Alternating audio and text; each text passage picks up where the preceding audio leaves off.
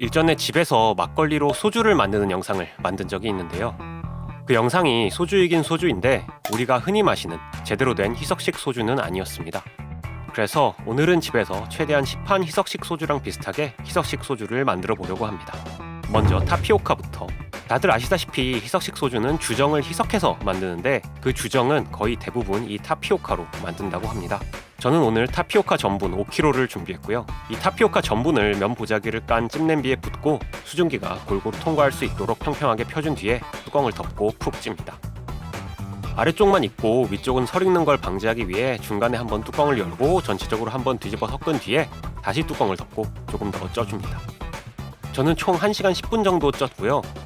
찐 타피오카 전분은 보울에 옮겨 담는데 좀 이상한 게 1시간을 넘게 쪘는데 전분이 수분을 하나도 안 먹고 뽀송뽀송 그 자체인 걸 볼 수 있습니다. 벌써 느낌이 좀 쎄하지만 일단 다음 1kg의 타피오카 전분을 한 번 더 쪄보기로 하고 진행합니다.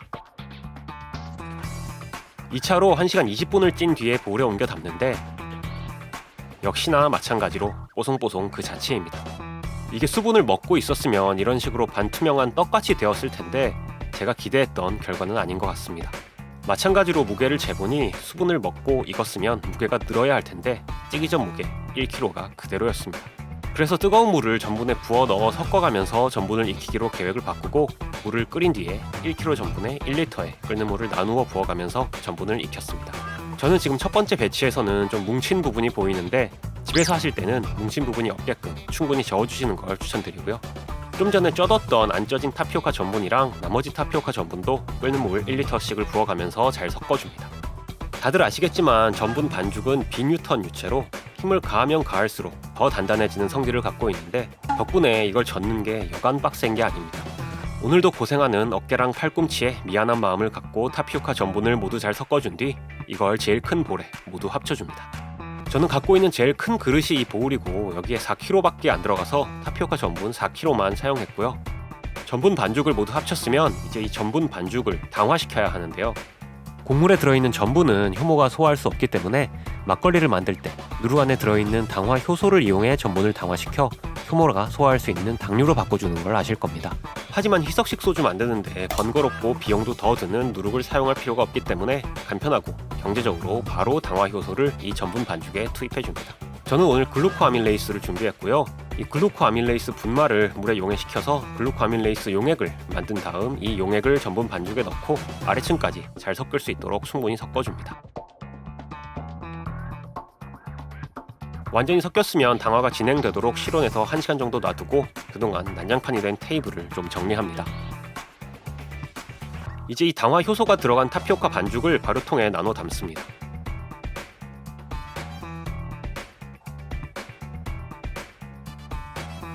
마지막까지 싹싹 긁어서 나눠 담은 뒤에 여기에 이제 효모를 추가해줘야 하는데요. 저는 오늘 바이오크래프트사에서 나온 소주용 효모를 사용할 겁니다. 액상 효모라서 따로 활성화시킬 필요 없이 바로 사용하면 되고요. 무게를 재서 나눈 뒤에 각 발효통에 물을 1리터씩 추가하고 효모를 넣은 다음 잘 섞은 뒤 에어락을 설치한 뚜껑을 닫습니다. 이제 당화 효소랑 효모가 일하기를 기다리면 되는데요. 이 전분이 바닥에 가라앉으니까 하루에 한 번씩 뚜껑을 열고 저어서 골고루 발효가 되도록 해주면 이렇게 효모들이 열일하면서 이산화탄소를 뿜어냅니다. 발효를 마쳤으면 이제 증류할 차례죠. 밑에 가라앉은 전분 말고 위에 뜬 맑은 부분만 조심스럽게 증류통에 부어 담습니다. 뚜껑과 냉각통 부분을 설치하고 냉각수와 연결한 다음 펌프를 냉각수에 넣은 후 얼음을 냉각수에 넣어서 더욱 차갑게 합니다. 증류기를 렌즈에 올리고 증류액을 받을 비커도 설치한 다음 펌프를 작동시키면 연결한 파이프를 통해서 냉각수가 냉각통 부분으로 들어갑니다. 냉각통 부분이 좀 기운 것 같아서 위치를 조정하다가 물도 조금 쏟아주고요. 불을 켜고 온도계가 80도 근처가 될 때까지 가열합니다. 온도계 눈금이 80도 근처까지 가면 증류된 알코올이 나오기 시작하는데요. 그럼 온도계 눈금이 더 이상 올라가지 않을 때까지 불을 줄여줍니다. 다들 아시다시피 초류에는 메탄올이 다량 함유될 가능성이 있으니 처음 100ml는 버릴 건데요.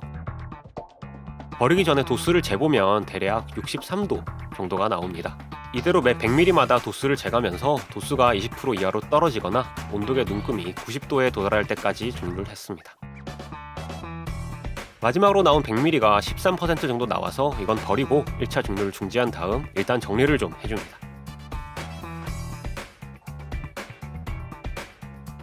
증류하고 남은 타피오카 주는 한약 비주얼에 달달한 냄새가 꽤 많이 났습니다. 1차 증류 후 도수를 재보면 대략 44% 정도가 나옵니다. 오늘 목표는 도수 95%의 주정을 만드는 거니까 이 도수가 95%에 도달할 때까지 계속 증류를 하겠습니다. 2차 증류도 마찬가지로 증류기, 냉각통, 냉각수를 설치한 뒤에 같은 방법으로 증류를 해주면 됩니다. 2차 증류 후에는 대략 79, 80% 정도가 나오고요.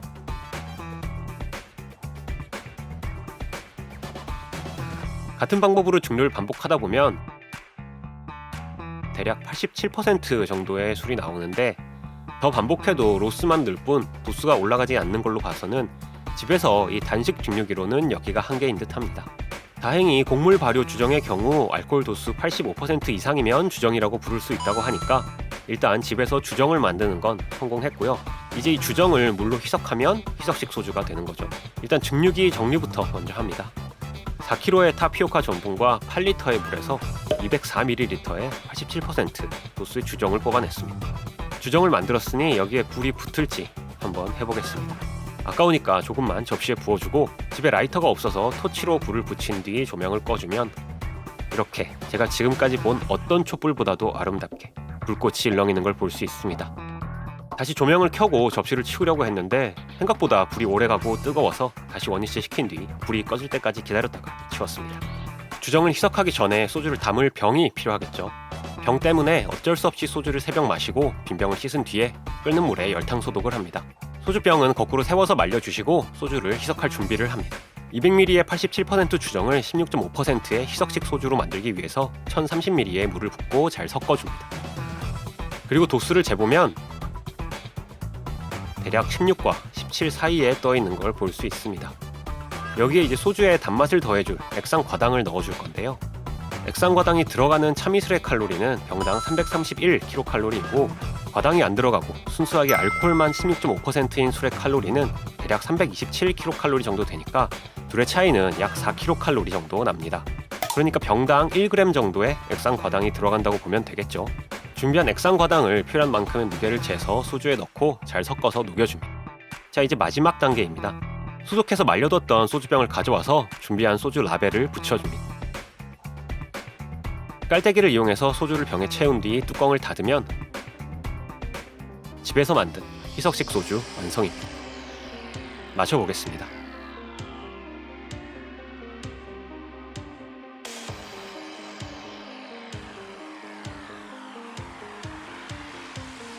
일단 첫 맛은 물맛이 굉장히 많이 납니다.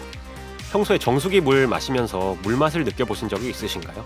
저는 한 번도 물을 마시면서 물맛에 대해서 생각해 본 적이 없는데 물맛이 굉장히 튑니다. 알코올이 물맛을 머리채 잡고 끌어올리는 느낌이랄까요?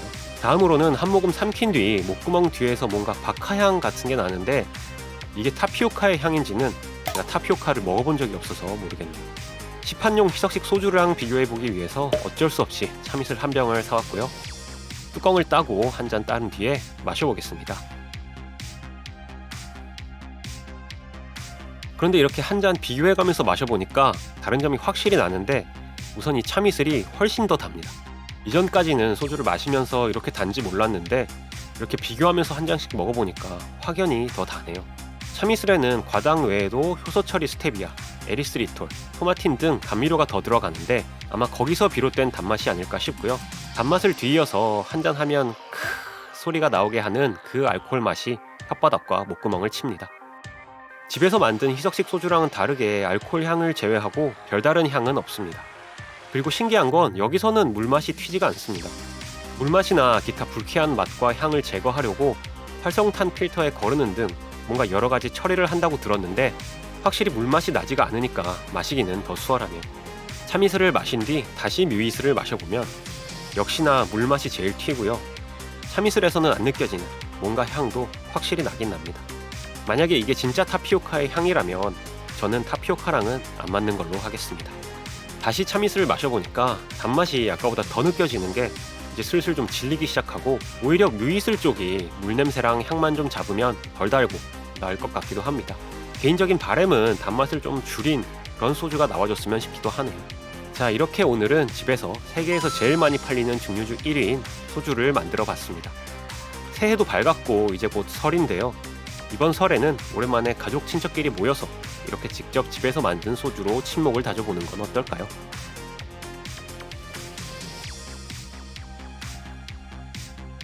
오늘도 긴 영상 봐주셔서 감사합니다. 오늘 영상이 마음에 드셨다면 구독과 좋아요, 댓글 남겨주시고 알림 설정도 하셔서 새 영상 놓치지 마시길 바랍니다. 저는 다음에 좀 더 재밌는 영상으로 돌아오겠습니다. 감사합니다.